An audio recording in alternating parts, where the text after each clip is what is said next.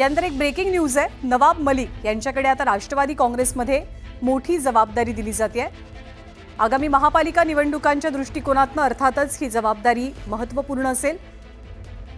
अजित पवारांसोबतच सध्या नवाब मलिक आणि नवाब मलिकांच्या खांद्यावर एक मोठी जबाबदारी देण्याचा निर्णय झालाय।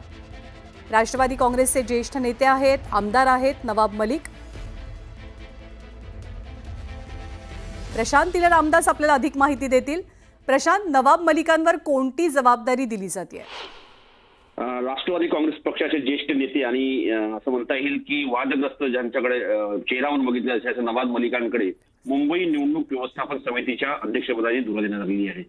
राष्ट्रवादी काँग्रेस पक्षाची महानगरपालिकेची निवडणूक लढणार आहे, त्यासाठी ही जबाबदारी देण्यात आली आहे। सुनील तटकरे आणि सोबतच अजित पवार हे जे राष्ट्रवादी काँग्रेस पक्षाचे अध्यक्ष आहे आणि सुनील तटकरे जे प्रदेशाध्यक्ष आहे, त्यांनी ही मोठी जबाबदारी दिल्याची माहिती पुढे आलेली आहे।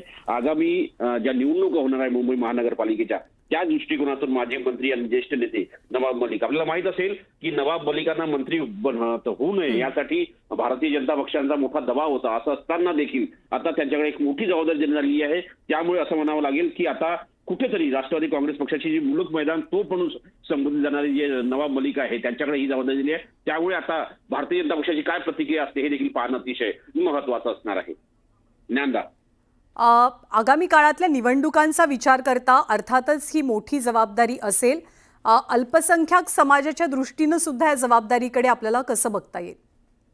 ज्ञानदा, जर बघितलं आपण कुठेतरी नवाब मलिकांचं जो अपमान वारंवार होत होता तो अपमान कमी व्हावा, आणि दुसरीकडे जर बघितलं आपण त्यांचा मंत्रिपदावर दावा होता, पण त्यावेळेस भारतीय जनता पक्षाने जो विरोध केला होता तो विरोध डावलून त्यांना मंत्रिपद देता आलं नाहीये, त्यानंतर विरोध डावलता आला नाहीये। पण आता कुठेतरी अल्पसंख्याक समाज नाराज होऊ नये हे बघता त्यांना मुंबई, खास करून मुंबईच्या महानगरपालिकेच्या ज्या निवडणुका होणार आहे त्या निवडणुकीच्या व्यवस्थापन समितीची संपूर्ण धुरा ही त्यांच्या हातात असणार आहे।